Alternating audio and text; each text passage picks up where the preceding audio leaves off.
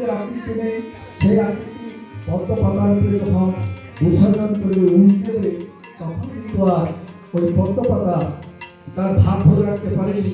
এমনকি এই ধরিত্রী অর্থাৎ পৃথিবীও সেই ভার ধরে রাখতে পারেনি। ওই ভার ওই বিম্ব চলে যায় পাতালপুরীতে। সেই পাতালপুর থেকে আছে মহর্ষি কশ্যপ, যিনি তপস্যা করছেন যুগ যুগ ধরে। তার সাথে আছে বাসুদেব। সেই তাদের কাছে যখন কশ্যপ মগ্ন তার কাছে গিয়ে পৌঁছে তখন কশ্যপ বুঝতে পারে যেটা মহাদেবের দেহরস থেকে মর্ত থেকে পাতালে চলে এসেছে। তিনি যত্ন করে বাসুদেবের কাছে রাখতে দিন যায়, মাস যায়, বছর যায়, ক্রমে ওই বিম্ব থেকে জন্ম হয় একটা পরম আর সুন্দরী কন্যা। খুব সুন্দর, যেমন তার ময়ূর তেমনি তার রূপ, তার যৌবন এত সুন্দরভাবে তৈরি করে বিচিত্র এক রকমের সেই দেহরস থেকে সৃষ্ট হয় পাতাল। পাতালে বাসুকি নাগের সাথে খেলা করতে করতে বড় হয়। বাসুকি নাগের কাছে মহাদেবের যে 3 ভাগের 1 ভাগ বিষ রাখা ছিল সেই বিষের ভাগিদার হয়ে যায় মনসা। এবং তাকে সহস্র লাখ লাগিয়েছিল, তারা সবাই তাকে মাতৃরূপে মাতৃজ্ঞানে পূজা করতে লাগলো বা মাতৃজ্ঞানে তাকে সেবা করতে লাগলো। সেই তখন থেকে পাতালপুরীতে আছে।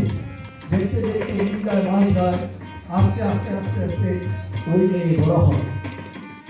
যখন তার বড় সুন্দরী কন্যা পত্রে জন্ম বলে, অর্থাৎ সেই যে পদ্মপাত্তারা সাথেই গেছিল এবং সেটার সাথেই ছিল সেই পদ্মপাত্রে জন্ম বলে নাম দিয়েছি পদ্মা। আবার বাসুদেব বলেছি বলতে যত সে বড় হয়েছে, এখন সে যুবতী। আমার কাছে তো তার প্রেরণা শেষ হয়ে গেছে। আচ্ছা, মনে মনে ভাবছি যদি এখন সেই মেয়ে অর্থাৎ পদ্মা জিজ্ঞাসা করে তার পুত্রী পরিচয়, আমি তাকে কি বলবো, কি বলে সান্ত্বনা দিব। এই চিন্তা ভাবনা যখন করছে সেই তখনই পদ্মা আসছে মহর্ষি কশ্যপের কাছে, এসে বলছে, ও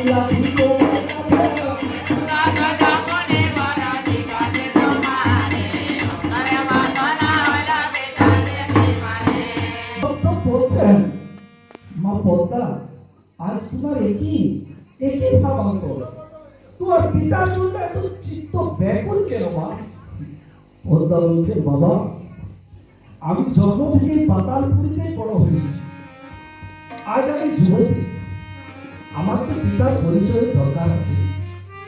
যদি আমার পিতৃ পরিচয় না থাকে তাহলে এই দেব করে আমাকে কেউ দেবী বলে মানবে না, আমার পূজাও কেউ করবে না, আর আমার পরিচয় কেউ জানতে পারবে না। তাহলে তুমি আমার বড় বাবা, আমার জন্ম কিভাবে হয়েছে, অর্থাৎ আমি কার মেয়ে? বৈশ্য মহাবিপদে পড়েছে। মা, সে কথা আমি কি করে বলবো?